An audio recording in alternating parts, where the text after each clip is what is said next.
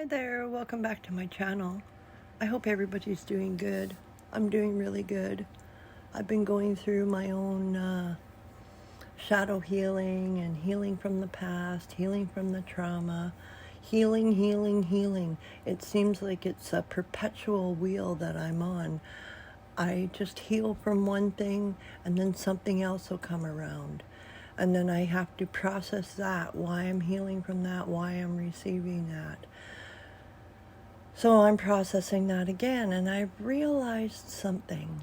All my life, I've always been a runner. I've been running since I was my first time I ran away, I was 8 years old. So I've been running since I was 8.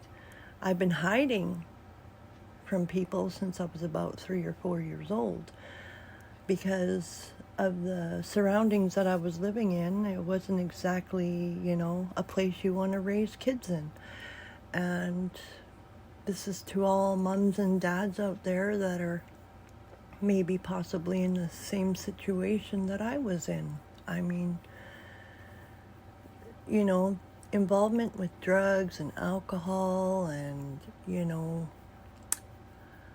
the good life, for the children it's not so great because, as you're getting high and drunk, it's easy to, think your kids are safe. You believe they're safe. You believe that the people you're with are trustworthy. But is it really worth your child's life to put their life and entrust it in somebody else's care? Because you just never know what you're dealing with. Pedophiles are very, very sneaky. They are very coercive. They are very sneaky. They wait and they prey on your children. They wait for you to pass out, or they wait for you to ask you to babysit or watch the child. It could maybe it's your own sibling or your step sibling, and that was my case. Never trust. That's me. I would never trust my children with other people because I wouldn't want to take the risk of that happening to them. And in my care, there was nothing. There was a few hiccups, but there was nothing sexually abusive that happened to my children while they were in my care. In my care. Not in somebody else's care, but in my care. And I've had to deal with a lot of weird men in my life. And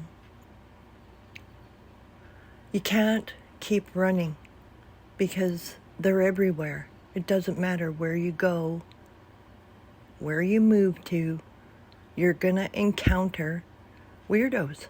They're out there. They prey on children. I shit you not.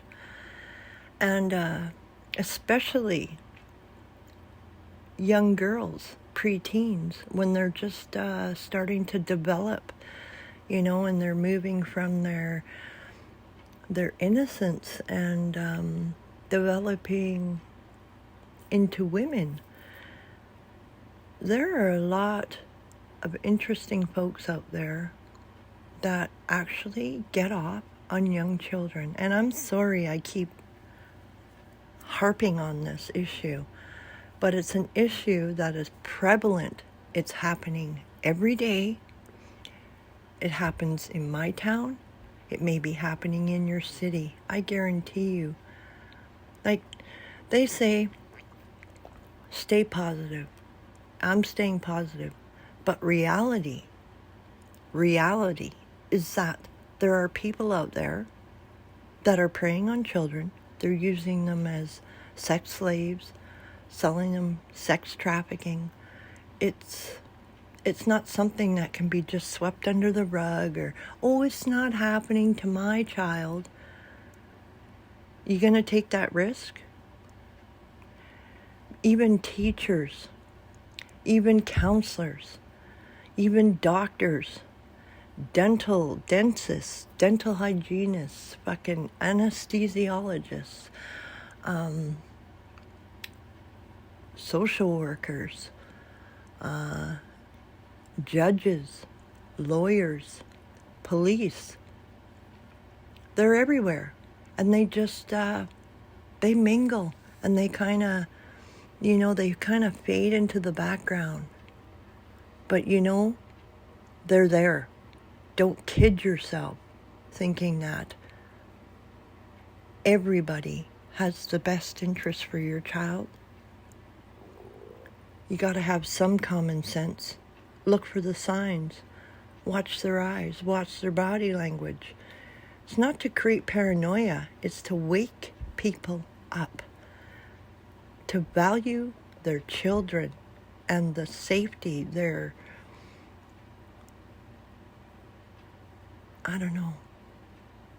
purest form, your purest love can be easily taken away by the first time that person molests you or rapes you, or they take pieces of your soul and you end up lost.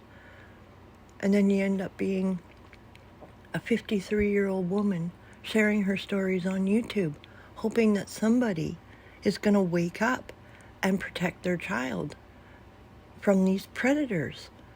Keep an eye on your children when you're out shopping. Don't leave your children in the car, especially on hot days. But don't leave your children in the car unattended. Even if the doors are locked, don't do it. Don't turn your back on your child for a second when you're out shopping, especially if you're living in the big cities and you're in shopping malls and stuff like that. I had an experience when we had the Kmart here in Campbell River. I had done shopping. I had my daughter Hillary with me. I took my cart to the car. As I was loading the car, some guy grabbed my kid, and I didn't know where she went. I fucking lost it. Well, it turned out that it was a so-called friend of mine that wanted to take Hillary to show their mom. Well, what kind of a fucking weirdo grabs your kid without saying anything to you? Like, the entire Ironwood Mall was under complete lockdown. I was frantic. And I don't even know where that person is, but I never spoke to him again after that day. It was over. It was done. And I know I've rambled on and I've said things that I don't regret. And I'm going to keep sharing stuff as it comes up. And I'm grateful that you listen to my voice recordings. I'm grateful that you're a part of my journey. I'm grateful that you're healing, because you need to heal from these wounds. If you've been sexually abused, you cannot hold on to it. Do not carry on that shame that somebody else put on you. You need to take your power back. Do some soul retrieval meditations. Call back your fragmented pieces of your soul. There are many meditations out there that can help you. I recommend you do the work, as hard as it may be. Face your fears, face those demons, and win your battles, because you are the most important person right now at this very second, and your well-being is priceless. Your well-being is priceless. And once you make peace, your health will improve. Your body image will improve. Your self-worth will improve. Your love of yourself will improve. God, Jesus, and the angels, the Holy Spirit, your ancestors, they all want you to heal, because our ancestors went through the same stuff. And this is a cycle, and we need to break the curses. Like, If we don't break the curses, it's just going to keep on going. If we don't tell our stories, people will never know, and you'll never set yourself free. And that's what your inner child is screaming for you to do, is to break free from the chains that have been binding you for all these years. Just let go.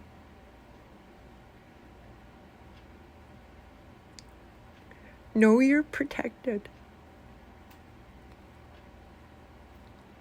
Know you didn't do anything wrong. And the people that hurt you, I